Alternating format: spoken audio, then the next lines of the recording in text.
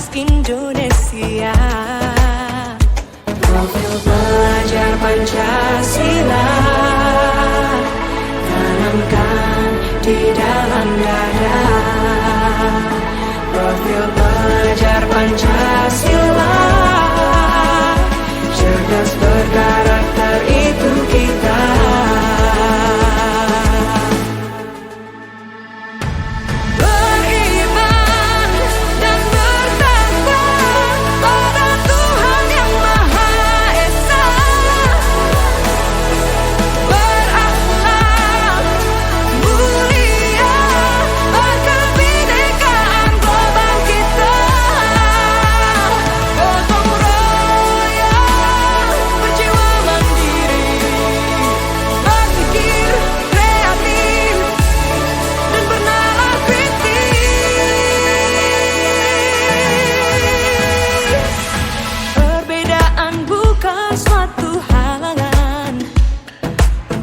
Saling bergandeng tangan, Bhinneka Tunggal Ika semboyan negeri kita yang harus kita jaga bersama. Profil pelajar Pancasila tanamkan di dalam dada. Profil pelajar Pancasila cerdas berkarakter itu kita.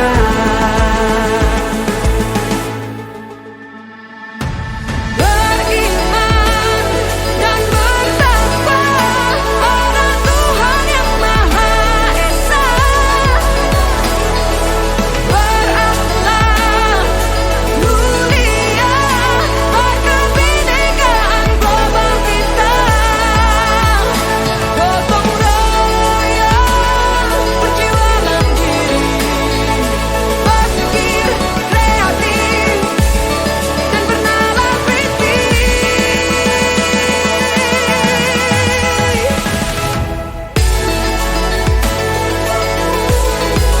Profil pelajar Pancasila.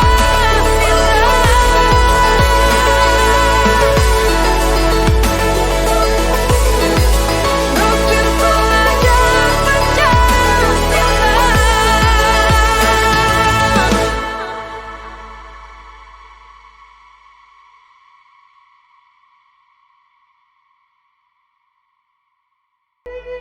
Ayo memilih apa yang kau suka. Merdeka belajar wujud yang nyata. Raih mimpimu juga cita-cita. Generasi emas Indonesia. Profil pelajar Pancasila tanamkan di dalam dada. Profil pelajar Pancasila cerdas berkarakter itu kita.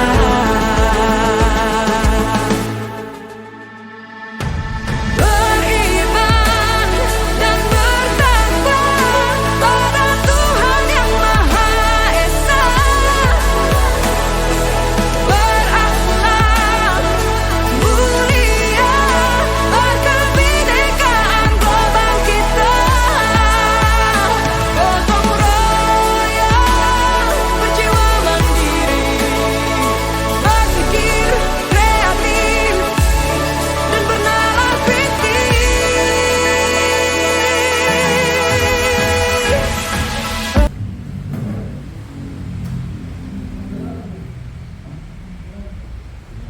Bismillahirrahmanirrahim.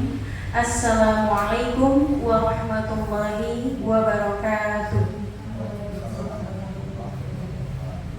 Bapak Ibu, jawab salamnya kurang semangat nih. Mau saya kasih duit biar semangat? Tapi bohong. Saya kasih pantun ya Bu. Jangan lupa dijawab cakep. Daun salam dibagi-bagi, pohon mangga berbuah lebat. Saya ucapkan salam sekali lagi. Mohon dijawab dengan semangat.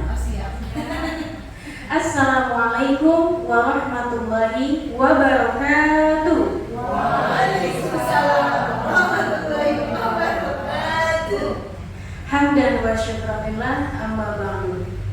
Pertama, marilah kita panjatkan puji serta syukur kehadirat Allah yang Maha Ghafur. Shalawat serta salam senantiasa tercurah limpahkan kepada baginda alam yang mulia, yaitu Nabi besar Muhammad Sallallahu Alaihi Wasallam. Tak lupa kepada keluarganya, para sahabatnya, berikut kita sekalian selaku pengikut risalahnya yang selalu mengharapkan syafaatnya nanti di yaumil qiyamah. Selanjutnya izinkan saya untuk menyapa kepada yang terhormat Kepala SD Kalong Sawah 1, Bapak Yayat Supriyatna SPD. Yang saya hormati calon guru penggerak angkatan 9, Ibu Nina Purnamasari SPD MPD. Yang saya hormati Bapak Ibu Dewan Guru SDN Kalong Sawah 1. Alhamdulillah atas nikmat dari Allah, yaitu nikmat sehat walafiat. Hari ini kita dapat berkumpul dalam kegiatan aksi nyata diseminasi budaya positif SDN Kalong Sawah 1 Jasinya 27 Oktober 2023. Mudah-mudahan acara hari ini bisa berjalan dengan lancar. Amin ya Allah ya Rabbal alamin. Hadirin, saya sampaikan susunan acara pada hari ini. Yang pertama pembukaan, yang kedua sambutan, yang ketiga penyampaian aksi nyata, yang keempat penutup dan doa. Untuk mengefektifkan waktu, marilah kita buka acara yang pertama, yaitu pembukaan dengan membaca basmalah bersama-sama. Bismillahirrahmanirrahim. Mudah-mudahan dengan pembacaan basmalah tadi, acara aksi nyata diseminasi budaya positif SDN Kalong Sawah 1 berjalan dengan lancar dari awal sampai akhir. Amin ya Allah ya Rabbal alamin. Selanjutnya sambutan yang akan disampaikan oleh Kepala SDN Kalong Sawah 1 kepada Bapak Yayat Supriyatna SPD, dipersilahkan.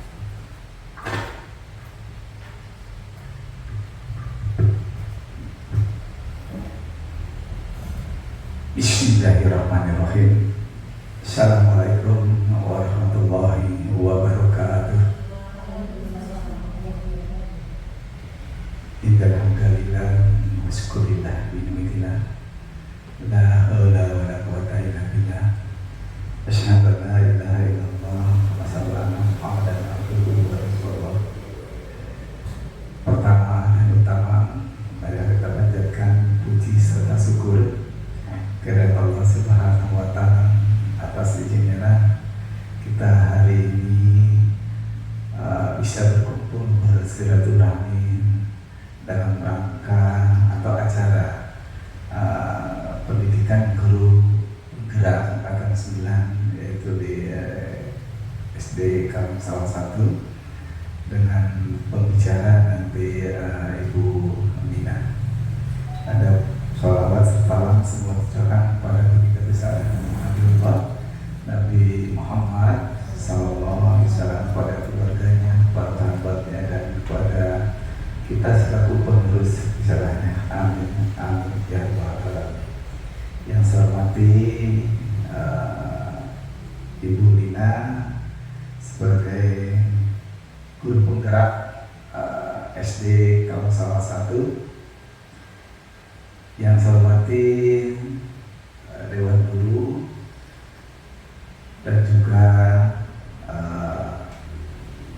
saya hormati juga pembicara dalam kesempatan ini. Saya atas nama pimpinan sekolah SD Negeri Kalong Sawah 1 ucapkan terima kasih kepada Bu Lina yang telah ikut di dalam guru penggerak angkatan 9 ini.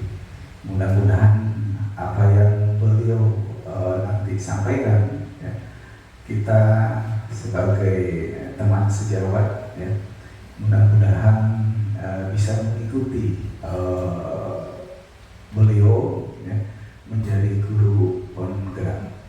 Saya mendorong sekali dan mendukung apa yang beliau sampaikan dan ikuti, dan kami mohon juga teman-teman guru yang lain bisa mengikuti jejak beliau, karena dalam pendidikan di zaman sekarang tentunya harus ada guru sebagai penggerak begitu.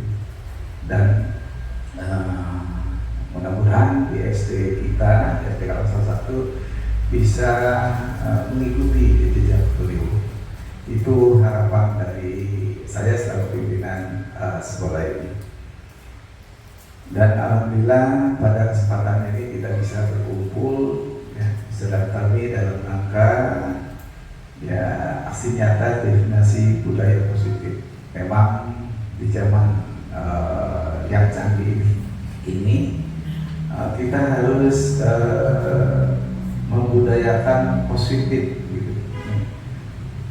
Baik itu ke anak didik kita maupun ke masyarakat ataupun ke teman sejawat kita yang berada di lingkungan sekolah kita. Mudah-mudahan dengan adanya budaya positif ini, anak-anak kita atau generasi yang akan datang bisa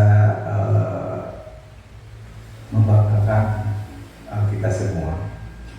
Nah, untuk itu saya atas nama pimpinan sekolah di sini sekali lagi ucapkan terima kasih kepada Bu Ina sebagai peserta guru penggerak. Mudah-mudahan yang bisa mengikuti. Nah, untuk itu dan kesempatan ini ya, saya mohon kepada Bu Ina nanti bisa menyampaikan atau arahan atau pembelajaran bagi kita semua sehingga kita bisa mengenal apa itu pendidikan guru penggerak ya. Jadi saya mohon juga nanti ya teman-teman kita bisa menelaah, bisa mempelajari yang akan disampaikan. Itu saja barangkali yang dapat saya sampaikan. Kurang lebihnya mohon maaf. Billahi taufiq wal hidayah. Assalamualaikum warahmatullahi wabarakatuh.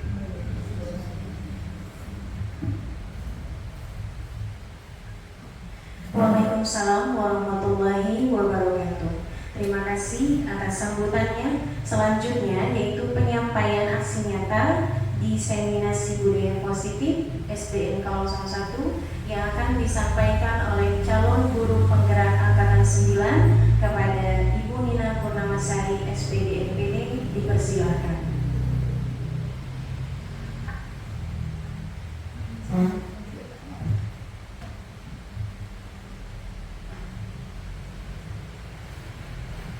Baik, terima kasih kepada Ibu MC yang sudah memberikan waktu dan kesempatannya kepada saya untuk sedikit berbagi ataupun sharing tentang materi yang saya dapatkan ketika mengikuti pendidikan guru penggerak. Assalamualaikum warahmatullahi wabarakatuh. Alhamdulillahirrahmanirrahim. Pada siang hari ini kita bisa berkumpul kembali di tempat yang insya Allah dirahmati oleh Allah Subhanahu wa Ta'ala. Yang terhormat Bapak Kepala Sekolah SD Negeri Kalong Salah 1, Bapak Yayat Supriyana SPD. Yang terhormat pembawa acara Ibu Sbatun Hasanah SPD. Dan yang terhormat Bapak Ibu Guru SD Negeri Kalong Salah 1. Baik Bapak Ibu, pada kesempatan ini saya ingin berbagi sedikit, sharing, berbagi ilmu tentang materi ataupun kegiatan yang sudah saya lakukan selama kurang lebih 2 bulan terakhir ini di pendidikan guru penggerak. Jadi pada kegiatan hari ini, kegiatannya adalah aksi nyata diseminasi budaya positif modul 1.4 dengan fasilitator saya itu ada Bapak Dadang Mulyana MKOM, kemudian ada pengajar praktik Bapak Bambang Aribowo SPDMM, Beliau juga mengajar di SMA Rumpin, ya sudah 2 kali ke sini waktu lokakarya, waktu pendampingan individu kemarin, beliau juga sudah hadir ke sini. Baik Bapak Ibu, sebelum kita mulai materi kita hari ini, kita ada ice breaking dulu sebentar.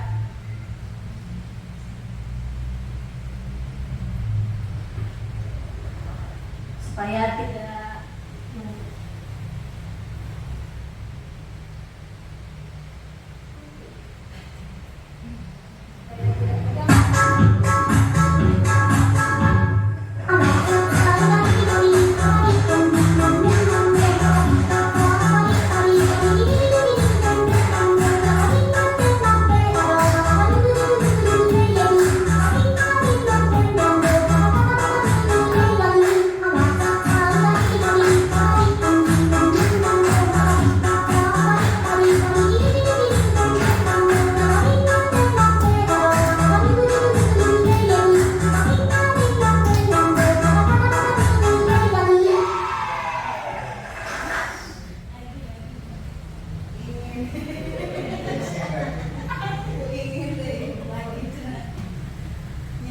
terima kasih Bapak Ibu, itu tadi sedikit pemanasan ya, walaupun hari sudah panas, dari tadi juga sudah sangat panas. Baik, sebelumnya saya ingin menyampaikan terima kasih dulu kepada Bapak dan Ibu yang sudah berkenan hadir dalam acara, dalam kegiatan diseminasi budaya positif. Saya juga mohon maaf yang sebesar-besarnya karena telah mengganggu waktu Bapak dan Ibu, khususnya yang masih mengajar tadi ya, yang masih melaksanakan KDM. Jadi saya memohon maaf karena kegiatannya terganggu. Baik Bapak Ibu, kita langsung menginjak ke materi tentang budaya positif. Nah, kalau kita berbicara budaya positif, tentunya kita berbicara tentang pendidikan. Dan pendidikan tersebut juga tidak lepas dari sosok ataupun tokoh pendidikan ya, Bapak Pendidikan Nasional Ki Hajar Dewantara.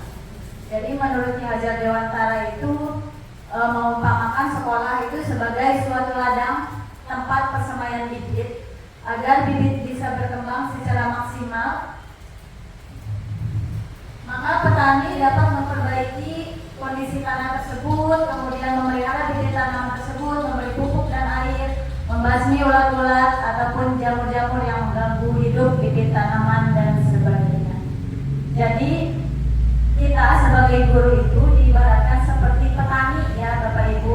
Petani memperbaiki ataupun mengembangkan bibit tersebut, menumbuhkan bibit tersebut gitu. Kita tidak bisa mengganti, ibaratnya kita ingin menanam jagung kemudian tumbuh menjadi padi, itu tidak bisa. Tapi kita hanya bisa merawat tanaman tersebut agar tumbuh subur. Sama seperti peserta didik, kita tidak bisa menuntut anak tersebut ingin menjadi seperti yang kita inginkan, tapi kita hanya bisa menuntut.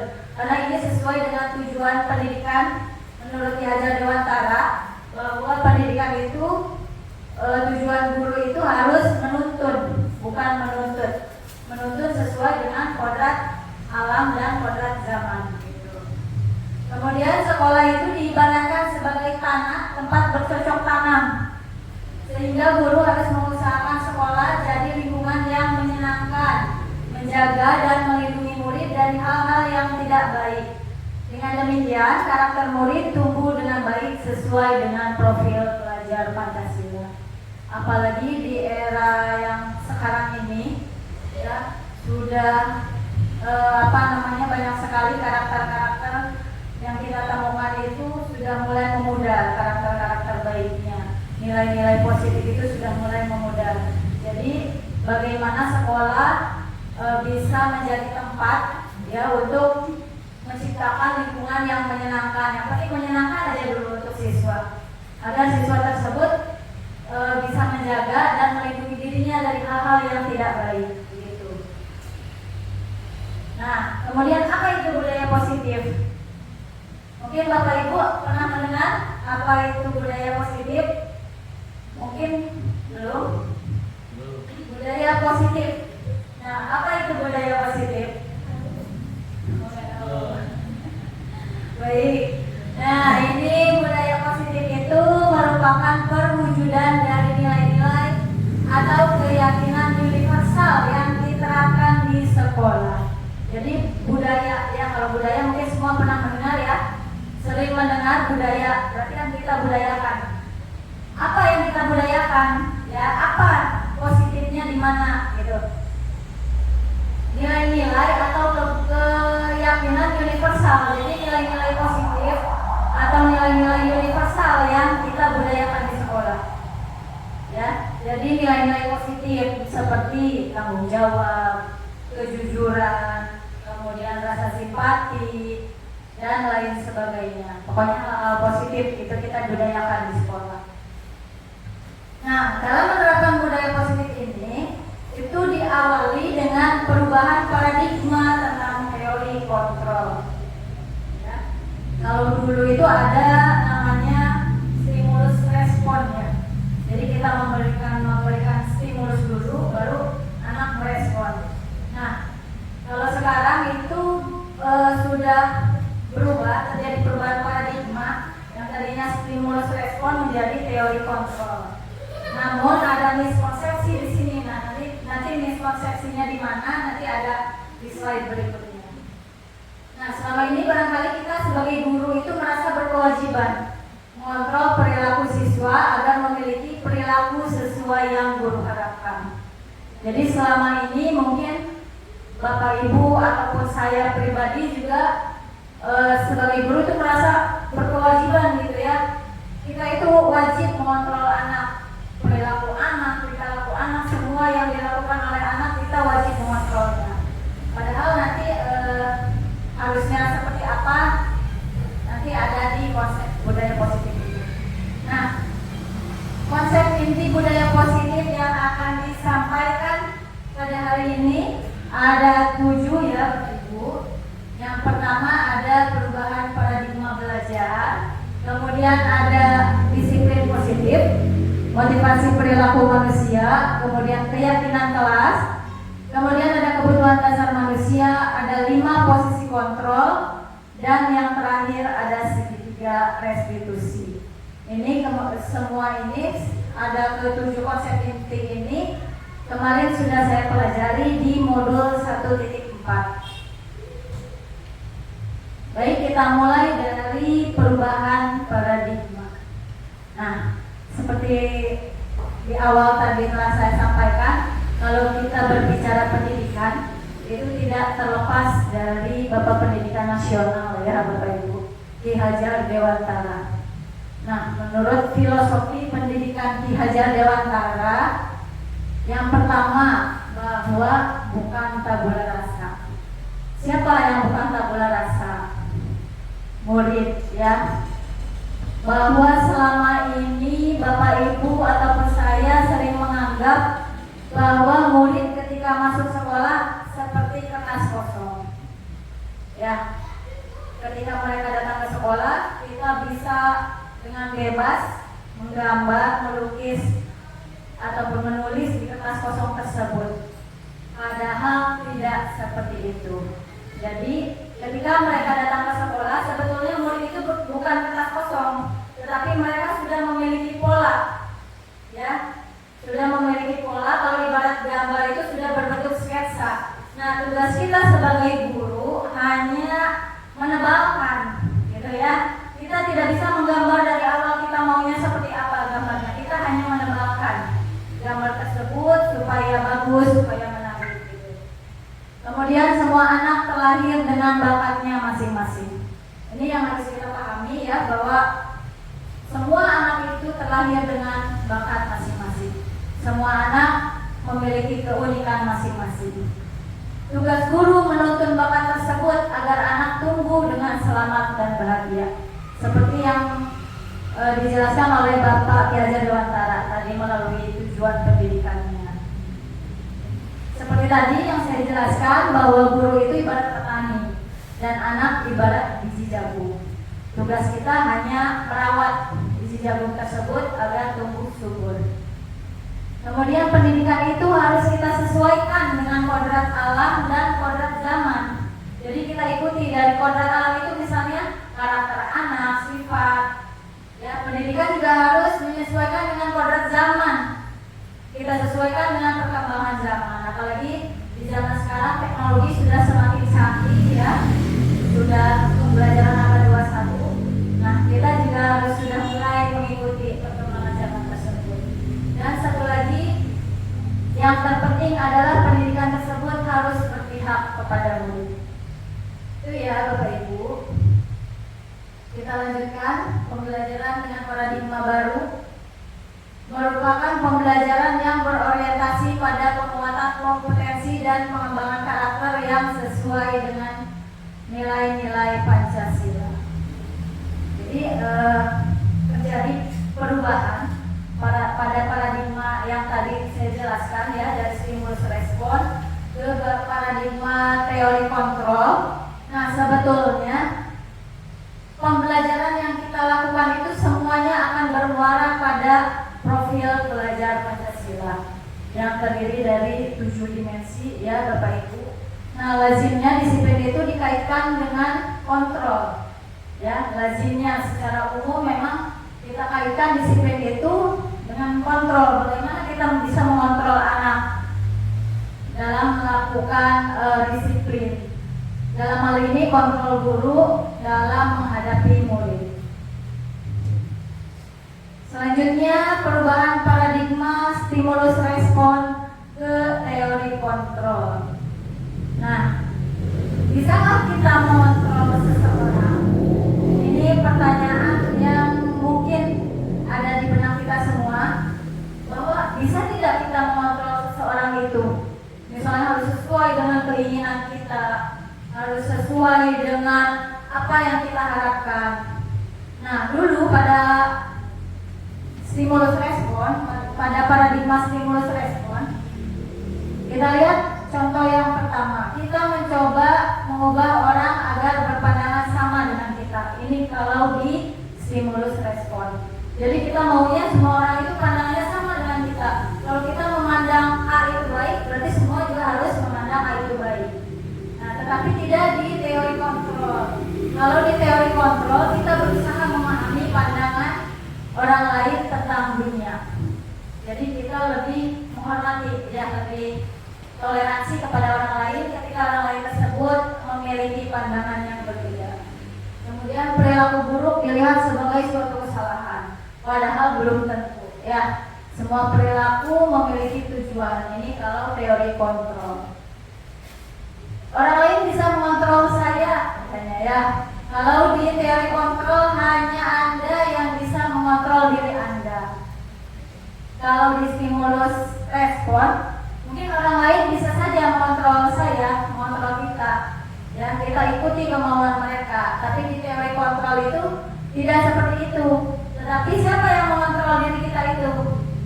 Ya, diri kita sendiri. Orang lain tidak bisa mengontrol diri kita, ya, sesuai dengan kemauan mereka. Kemudian pemaksaan ada pada saat bujukan gagal.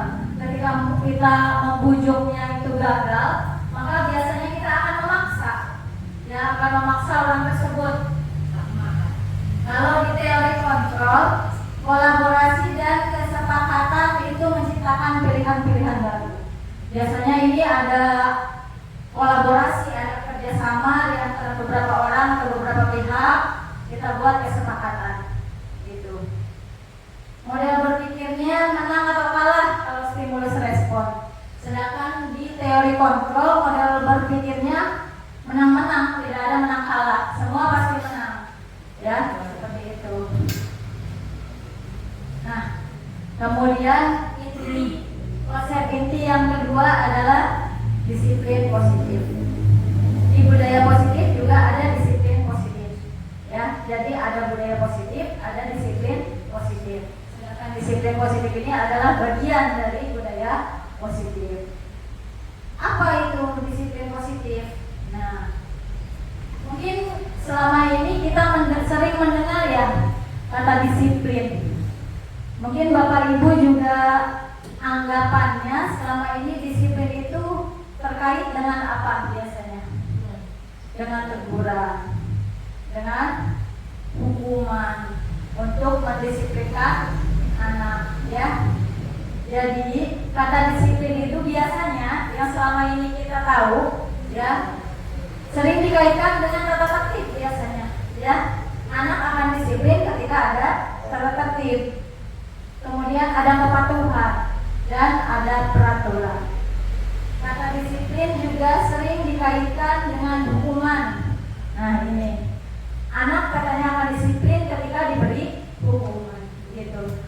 Padahal itu sungguh berbeda, karena belajar dengan disiplin tidak harus dengan memberi hukuman, gitu.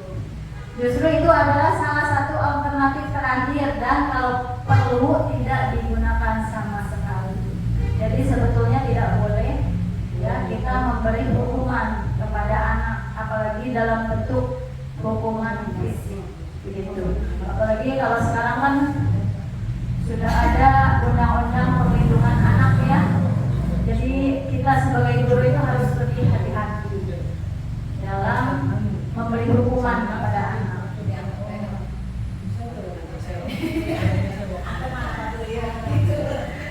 Kemudian tujuan disiplin positif itu menanamkan motivasi yang ketiga pada murid-murid kita, yaitu untuk menjadi orang yang mereka inginkan dan menghargai diri sendiri dengan nilai yang mereka percaya. Ketika murid-murid kita memiliki motivasi tersebut, mereka telah memiliki motivasi intrinsik yang berdampak. Jadi bagaimana cara kita untuk menumbuhkan disiplin positif pada anak? Bukan dengan hukuman, bukan dengan memberi teguran, bukan dengan memarahi mereka, tetapi tumbuhkanlah motivasi intrinsik yang berasal dari diri mereka sendiri. Kenapa? Karena itu akan menumbuhkan kesadaran diri bagi mereka. Oh iya ini salah, oh iya ini benar, seperti itu. Kemudian murid akan tetap berperilaku baik dan berlandaskan nilai-nilai kebajikan, karena mereka ingin menjadi orang yang menjunjung tinggi nilai-nilai yang mereka hargai.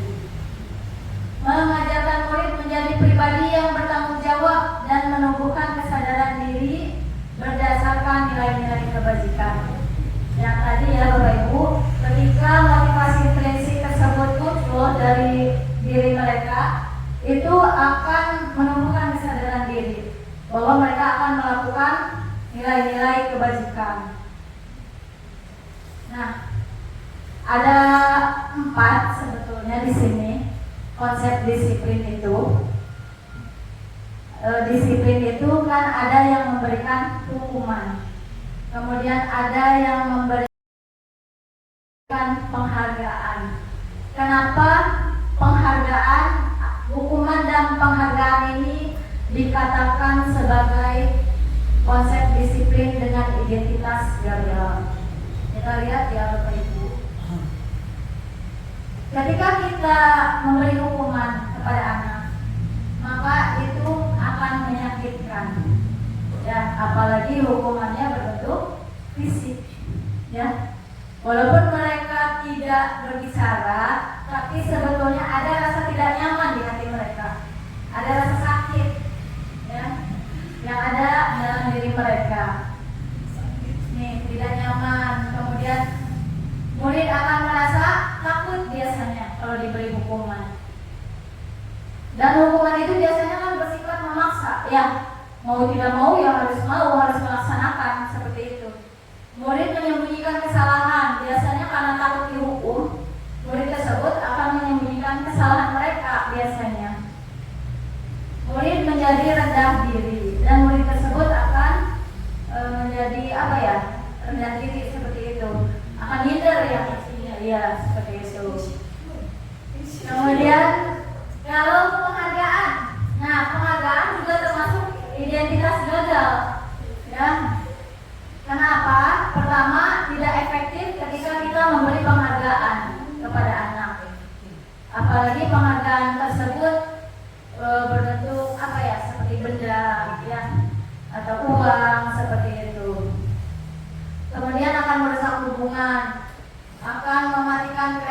identitas, kemudian akan menghukum dengan sistem ranking. Makanya di kurikulum Merdeka itu kan tidak ada perankingan ya. Dari kurikulum 2013 itu sebetulnya sudah tidak boleh ya ada perankingan. Kenapa? Karena anak itu memiliki potensi di bidangnya masing-masing.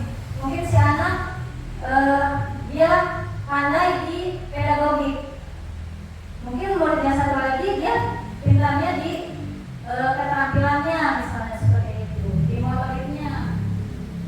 Kemudian akan merampas hak untuk menghargai dirinya sendiri. Karena apa? Karena setiap melakukan sesuatu ingin dihargai, ingin diberikan penghargaan. Nah, kalau yang ini konsep disiplin dengan identitas sukses. Ada dua, ada konsekuensi dan restitusi. Ya, kalau konsekuensi itu penguatannya hanya jangka pendek, ya, itu tidak efektif untuk jangka waktu yang panjang. Karena apa? Nanti ada penjelasannya di slide berikutnya. Kemudian perlu monitoring berkelanjutan. Ya, misal ada anak tidak mengerjakan tugas, ketika kamu istirahat, kamu kerjakan dari halaman 1 sampai halaman 5 misalnya. Kan otomatis di jam istirahat tersebut guru harus mengawasi terus. Guru harus memantau terus. Tidak mungkin kan kita tinggalkan sementara anak mengerjakan tugas. Seperti itu. Kemudian, nah kalau paradigmanya ini lebih ke stimulus respon. Jadi kita harus memberi stimulus dulu, rangsangan dulu, baru mereka akan merespon. Kemudian murid menghormati peraturan. Murid akan hormat ketika diberi peraturan saja. Kehilangan waktu untuk mengurangi kesalahan. Nah, satu lagi ada yang namanya restitusi. Murid bertanggung jawab atas perilakunya. Murid itu pasti akan bertanggung jawab atas apa yang sudah dia lakukan. Kemudian fokus pada pemecahan masalah jangka panjang. Murid menghormati dirinya dan orang lain. Kemudian kalau paradigmanya ini ke teori kontrol ya, dirinya yang memegang kontrol, bukan orang lain, seperti itu. Kemudian murid juga akan lebih bersemangat dalam memperbaiki kesalahan. Karena ya tadi sudah muncul motivasi intrinsik kalau di sini, kalau di restitusi. Jadi yang paling bagus, walaupun ada dua di sini identitas sukses, tetapi yang paling baik dari kedua konsep disiplin ini adalah restitusi. Tinggal kita sebagai guru bagaimana kita bisa menerapkan restitusi tersebut. Nah, perbedaannya apa? Kita lihat ya Bapak Ibu. Di sini saya punya contoh kasus murid tidak mengerjakan tugas. Ini sering ya Bapak Ibu kita temukan di kelas, hampir setiap hari ada saja murid yang tidak mengerjakan tugas. Apa sih bedanya ketika anak tersebut kita beri hukuman, konsekuensi, dan restitusi? Ketika kita beri hukuman, guru menghukum murid tersebut untuk hormat pada bendera selama 10 menit. Ini kalau hukuman. Misal ada anak tidak mengerjakan tugas, coba sekarang kamu hormat kepada bendera merah putih misalnya 10 menit gitu. Kemudian guru marah biasanya dan murid menjadi takut. Ini kalau hukuman. Kemudian ada konsekuensi. Nah, bagaimana guru ketika menggunakan konsekuensi ini? Guru memberikan konsekuensi untuk mengerjakan tugasnya sebanyak berkali-kali lipat saat istirahat. Seperti tadi, misalnya tidak mengerjakan tugas, kita memberikan tugas di jam istirahat. Ya udah kamu gak usah istirahat misalnya. Kamu kerjakan dari halaman 1 sampai halaman 4 gitu. Tapi ini tetap harus diawasi oleh gurunya, nggak boleh ditinggal. Guru bersifat tegas biasanya di sini, dan murid harus menghormati peraturan yang sudah dibuat. Jadi di konsekuensi ini biasanya guru itu tegas, gitu ya, dari nada suaranya. Nah di sini juga anak belum merasa nyaman kalau di konsekuensi.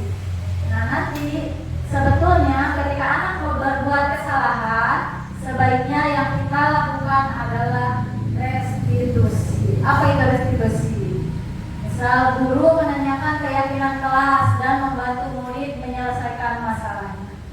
Jadi di restitusi ini kita bukan mencari siapa yang salah, gitu. Tapi guru bersama murid itu sama-sama mencari solusi untuk menyelesaikan masalah tersebut. Guru terbuka dan murid menghormati dirinya dan orang lain. Nah, dihukum oleh penghargaan. Sebelum saya mempelajari modul 1.4, ya, saya juga mungkin sering ya memberikan penghargaan kepada murid-murid kita di kelas.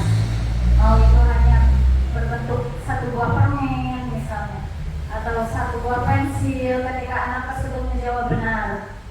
Nah, sebetulnya kenapa disebut dihukum oleh penghargaan? Kita lihat ya Bapak Ibu, efeknya atau pengaruhnya, pengaruh jangka pendek dan jangka panjang.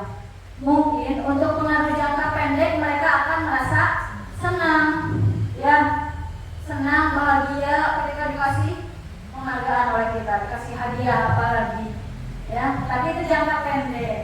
Nah, untuk jangka panjangnya gimana? Baik tidak? Tidak, seperti itu. Ya, pengen lagi dihukum. Nah, untuk jangka panjangnya itu sebetulnya tidak efektif, ya, kurang efektif bagi anak karena ketika mereka melakukan sesuatu pasti yang diharapkan hadiahnya atau dapat penghargaan seperti itu. Nah, penghargaan ini sebetulnya menghukum, ya, menghukum apa? Menghukum dirinya sendiri, gitu. Karena selalu mengharapkan penghargaan. Penghargaan juga akan mengurangi ketepatan, ya. Ketika mereka menjawab soal, mereka itu ingin menjawab benar karena ingin mendapat hadiah atau penghargaan, bukan karena mereka paham akan soalnya, seperti itu. Kemudian penghargaan itu tidak efektif dan penghargaan akan merusak hubungan. Dalam hal ini hubungan guru dan murid tersebut. Karena apa? Ketika anak tersebut diberi penghargaan oleh gurunya, mereka akan menghormati gurunya. Tapi ketika mereka tidak diberi penghargaan tersebut, mereka akan kecewa pasti, ya, kepada gurunya. Nah, untuk selanjutnya ada motivasi perilaku manusia. Motivasi, mungkin kita sering mendengar kata motivasi, ya Bapak Ibu. Motivasi itu kan dukungan, dorongan, ya, dorongan yang timbul pada diri seseorang secara sadar ataupun tidak sadar untuk melakukan suatu tindakan dengan tujuan tertentu. Tapi ada tujuannya, gitu ya. Nah, ada 3 di sini. Ketika kita melakukan sesuatu, ketika kita berperilaku, biasanya ada 3 tujuan. Yang pertama, untuk menghindari ketidaknyamanan atau hukuman. Ya, murid melakukan disiplin diri karena takut dihukum. Ya, ini adalah tingkatan terendah dari motivasi perilaku manusia. Ya, Bapak Ibu. Jadi seringkali misalnya anak datang ke sekolah pagi-pagi, datang tepat waktu, bukan karena motivasi dari diri mereka. Ya, bukan karena semangat dari diri mereka ingin ke sekolah, tapi karena takut dihukum. Biasanya seperti itu. Mereka pagi-pagi datang ke sekolah setiap hari Senin, ya, memakai seragam lengkap, bukan karena dorongan dari diri sendiri, tapi karena takut dihukum, seperti itu. Kemudian untuk yang kedua, untuk mendapatkan imbalan atau penghargaan dari orang lain. Motivasi yang kedua ini juga seperti yang tadi sudah saya jelaskan, mereka melakukan sesuatu itu karena ingin mendapat penghargaan, bukan kesadaran diri sendiri. Murid melakukan disiplin karena ia menginginkan imbalan. Motivasi ini satu tingkat di atas motivasi yang pertama. Agak lumayan lah ini mah dibanding yang pertama, gitu ya. Dan yang ketiga, untuk menjadi orang yang mereka inginkan dan menghargai diri sendiri dengan nilai-nilai yang mereka percaya. Murid akan melakukan disiplin diri karena ia sadar akan nilai kebaikan. Ini adalah motivasi yang akan membuat seseorang memiliki disiplin positif. Jadi sebetulnya untuk poin yang ketiga ini, yang paling penting ketika kita ingin membudayakan ya disiplin positif kepada anak. Ketika kita ingin menumbuhkan disiplin positif ya. Jadi motivasi tersebut berasal dari dalam diri mereka sendiri atau motivasi intrinsik. Nah, selanjutnya konsep yang selanjutnya ada keyakinan kelas. Mengapa keyakinan kelas? Mungkin Bapak Ibu pernah mendengar belum ya keyakinan kelas? Sudah. Mungkin selama ini kita sering mendengarnya peraturan kelas atau kesepakatan kelas. Ya, kesepakatan sekolah atau peraturan sekolah. Mengapa tidak peraturan kelas saja? Mengapa harus keyakinan kelas gitu ya? Kita lihat ya Bapak Ibu.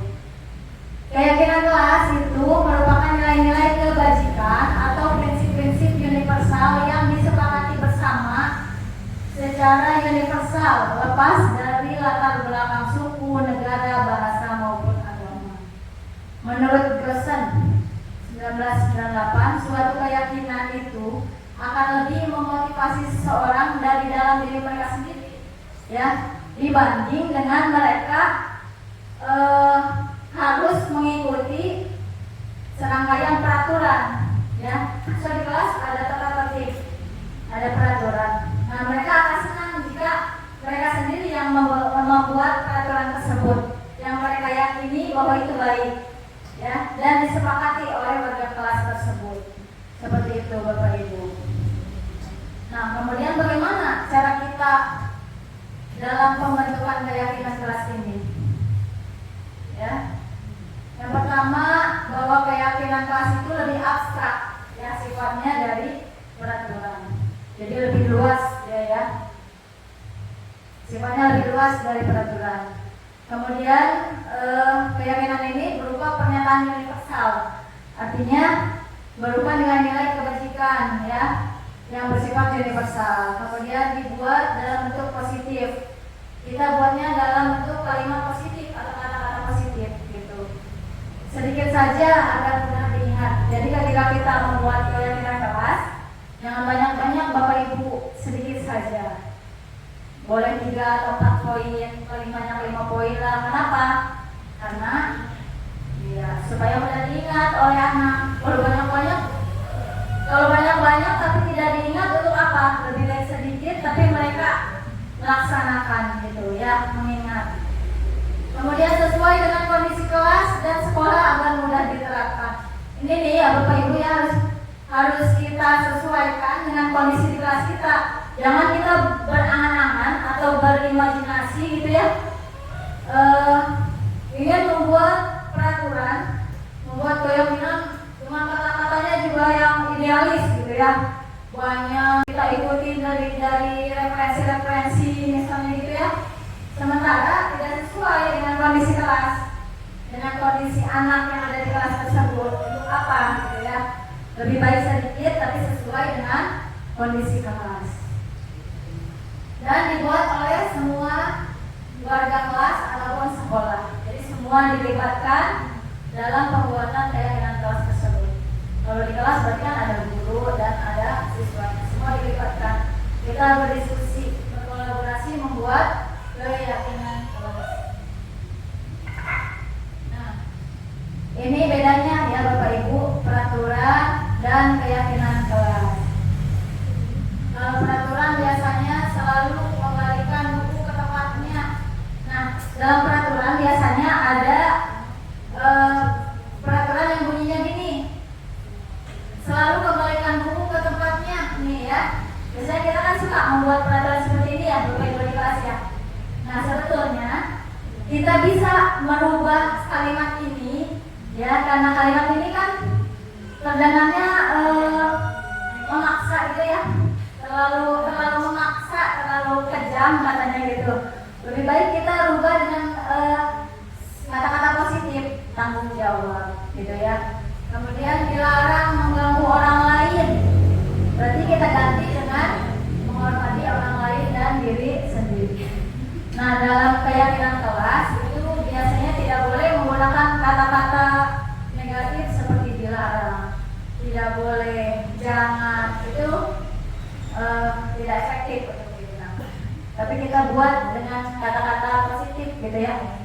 Hadir di sekolah 15 menit sebelum pembelajaran dimulai. Nah biasanya kalau bunyi-bunyi seperti ini biasanya kita temukan di tata tertib ya Bapak Ibu. Di tata tertib itu biasanya lebih memaksa ya kata-katanya gitu ya. Nah dilarang menggunakan narkoba ya. Sebetulnya ini bisa kita ganti dengan kata yang lebih positif yaitu kesehatan ya. Jangan berlari di kelas atau koridor kelas. Nah ini untuk menjaga keselamatan, keamanan bisa kita ganti seperti itu. Nah ini ada beberapa kegiatan. Ini hanya apa ya, hanya sharing saja kegiatan yang minggu kemarin sudah saya lakukan di kelas bersama anak-anak, yaitu membuat keyakinan kelas. Ada 4 langkah di sini ya Bapak Ibu. Ini dari mulai yang pertama waktu itu saya itu bersama-sama merumuskan keyakinan kelas bersama anak. Jadi waktu itu saya memberikan arahan, kita berdiskusi dengan anak, kemudian saya beri kertas mereka untuk menulis apa saja terserah keyakinan kelas atau nilai-nilai kebajikan yang mereka yakini gitu ya. Mereka mau apa sih di kelasnya gitu. Kemudian mereka menulis di sini ya di gambar nomor 1 ini di sini ya. Kemudian setelah itu, setelah selesai mereka menempelkannya di depan. Mereka menempelkan keyakinan kelas yang sudah mereka buat ini di depan gitu. Nah setelah saya cek ya waktu itu, setelah saya periksa, ternyata ada banyak sekali hal yang mereka inginkan di kelas ya. Namun setelah saya amati, setelah saya analisis, ternyata kalau kita teliti lagi maksud mereka itu sama. Jadi ada beberapa hal, beberapa kemauan mereka yang saya gabung menjadi satu kalimat positif karena ini sama gitu. Jadi keyakinan kelasnya waktu itu ada 5 jadinya ya. Yang pertama itu datang ke sekolah tepat waktu, ini ya Bapak Ibu. Nah kemudian setelah ditempel, setelah kami sepakati keyakinan kelas tersebut ya, kemudian saya cetak banner ya, cetak di banner ya, dicetak gitu ya, ukuran banner. Kemudian setelah itu kami menandatangani keyakinan tersebut ya. Kenapa harus ditandatangani ya? Karena tadi dalam proses pembuatan keyakinan kelas kan harus melibatkan semua warga kelas tersebut ya. Jadi intinya kita menandatangani itu karena kita sudah sepakat gitu dengan keyakinan kelas tersebut. Semua menandatangani dan ini hasilnya di nomor 4 keyakinan kelas yang sudah ditandatangani. Ya, Bapak Ibu. Konsep yang selanjutnya ada kebutuhan dasar manusia. Itu ada 5 poin. Apa sih kebutuhan manusia yang ingin kita penuhi, khususnya pada peserta didik ya. Yang pertama ada kebutuhan ingin bertahan hidup. Kemudian kebutuhan akan kasih sayang dan rasa diterima. Kebutuhan akan penguasaan. Kebutuhan akan kebebasan dan kesenangan. Jadi mungkin dari kelima poin ini, ketika anak berbuat kesalahan, ya kita identifikasi dulu. Mungkin kebutuhan dasar mana yang belum terpenuhi gitu kepada anak tersebut. Nah, selanjutnya kita bicara tentang restitusi. Jadi restitusi yang pertama itu ada 5 posisi kontrol ya pada anak, pada murid. Jadi guru itu memiliki 5 posisi kontrol yang harus kita terapkan kepada murid. Ada 5 ya, ada 5 posisi kontrol di sini. Yang pertama, guru sebagai penghukum. Ya, bisa dilihat di gambarnya, mungkin ini mewakili ya. Kemudian ada pembuat merasa bersalah, teman, pemantau, dan manajer. Mungkin selama ini saya pribadi atau Bapak Ibu kira-kira sering menggunakan posisi kontrol yang mana? Apakah penghukum, pembuat merasa bersalah, teman, pemantau, atau manajer? Kalau saya jujur, mungkin selama ini saya kadang-kadang menjadi penghukum, kadang-kadang juga menjadi pembuat merasa bersalah. Tapi saya belum bisa untuk menjadi manajer. Nanti manajer itu yang seperti apa, ya? Gitu. Baik, kita lanjutkan. Nah, ini ada contohnya. Contoh penerapan dari 5 posisi kontrol yang tadi. Yang pertama, penghukum. Kalau kita bertindak sebagai penghukum di kelas, biasanya kita menggunakan kalimat ini biasanya, ya, patuhi aturan sekolah lalu berdiri di depan kelas. Nah, ini penghukum namanya. Kenapa? Karena kita memberi hukuman. Kalau kamu tidak mengerjakan tugas, berdiri di lapangan, hormat ke bendera 30 menit misalnya. Nah, itu hukuman namanya, ya, penghukum.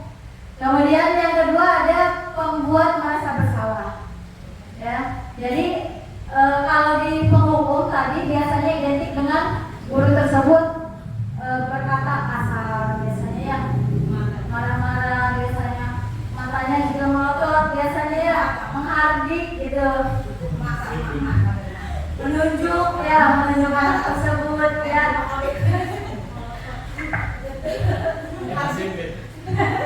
Mungkin kita sering, ya, dulu kita sering melakukan hal tersebut. Kalau sekarang mungkin insya Allah kita berubah, ya, Bapak Ibu, menjadi lebih baik. Kemudian yang kedua ada pembuat merasa bersalah.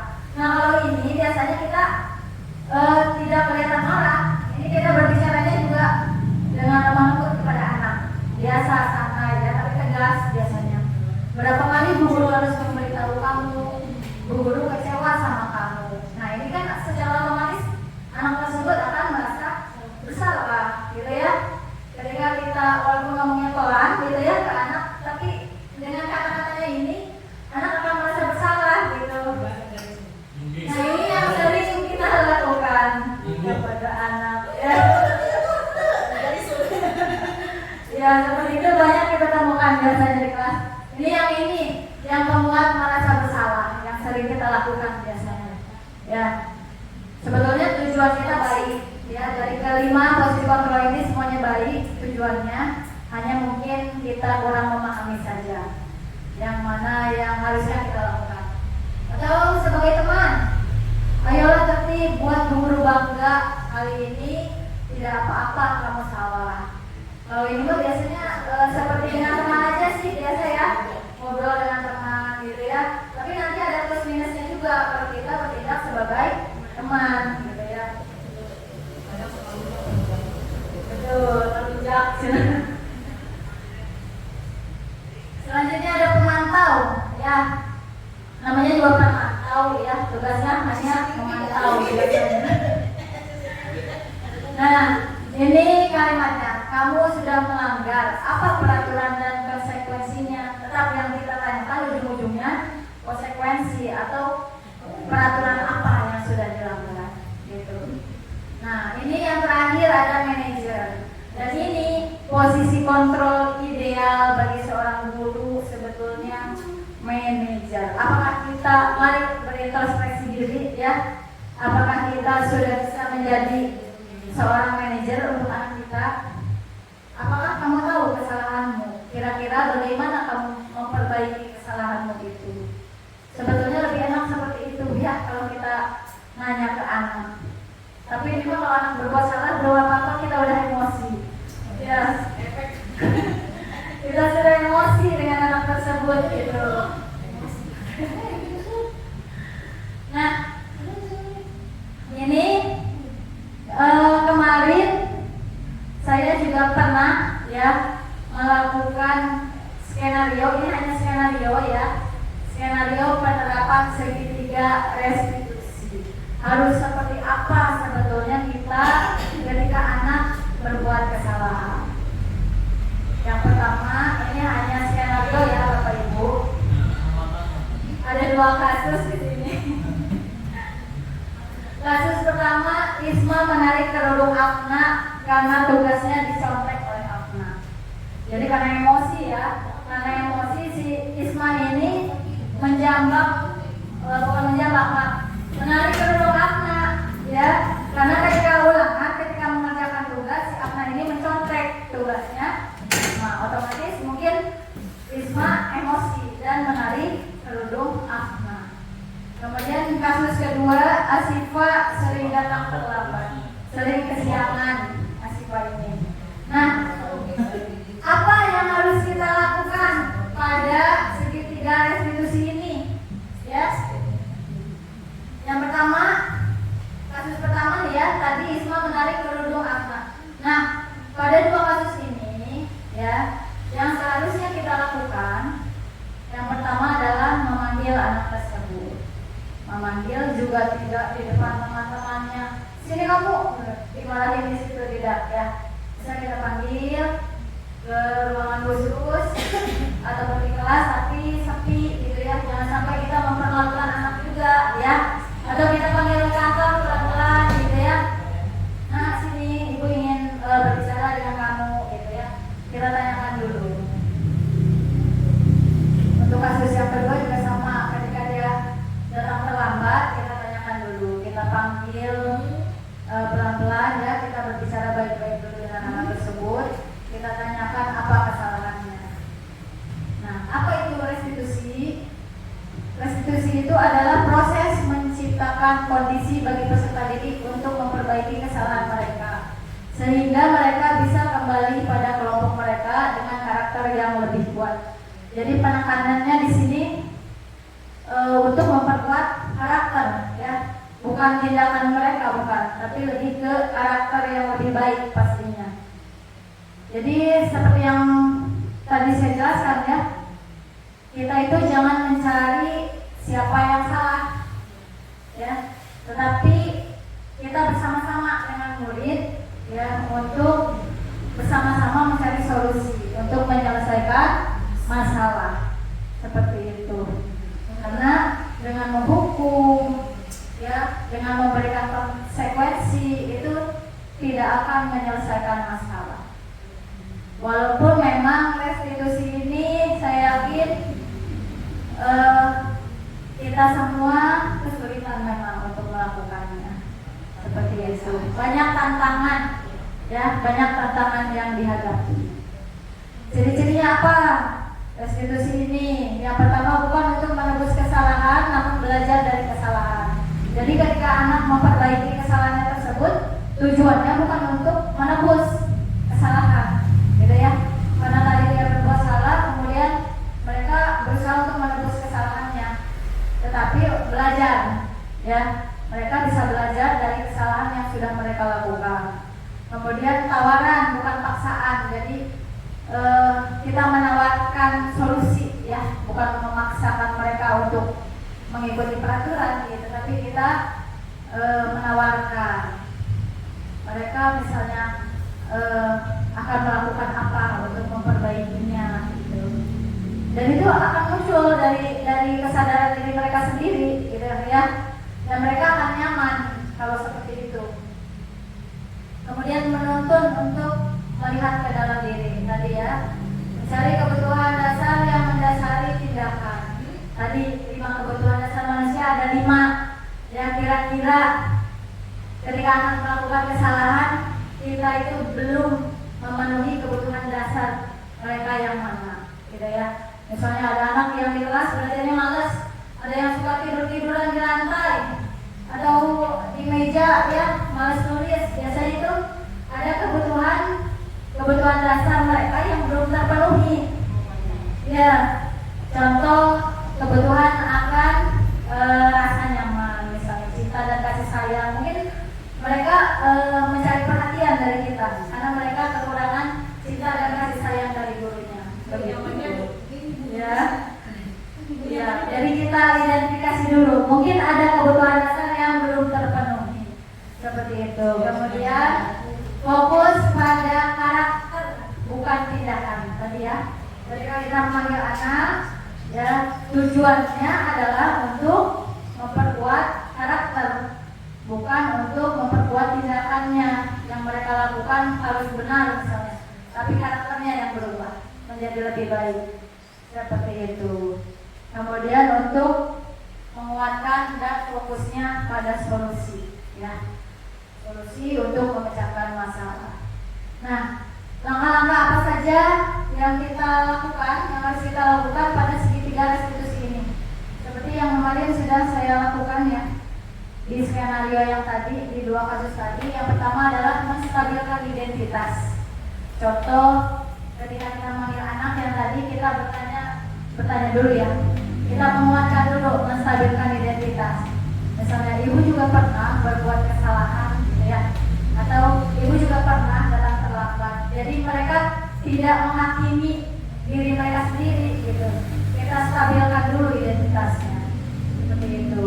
Kemudian memvalidasi, ya, validasi tindakan yang salah. Dan yang ketiga, menanyakan keyakinan.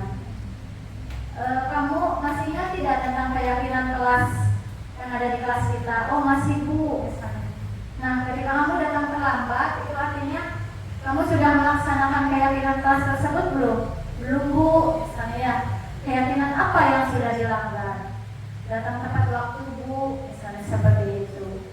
Ya, lalu sama-sama kita mencari solusi dengan anak tersebut. Ya, seperti itu Bapak Ibu.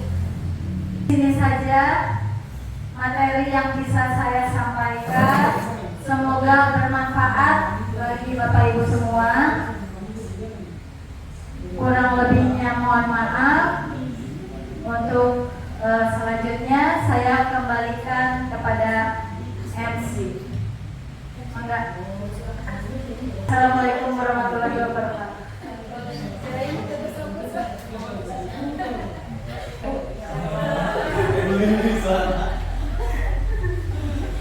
Ya, sebelum saya tutup, marilah kita membaca doa penutup majelis bersama-sama. Bismillahirrahmanirrahim. Subhanaka Allahumma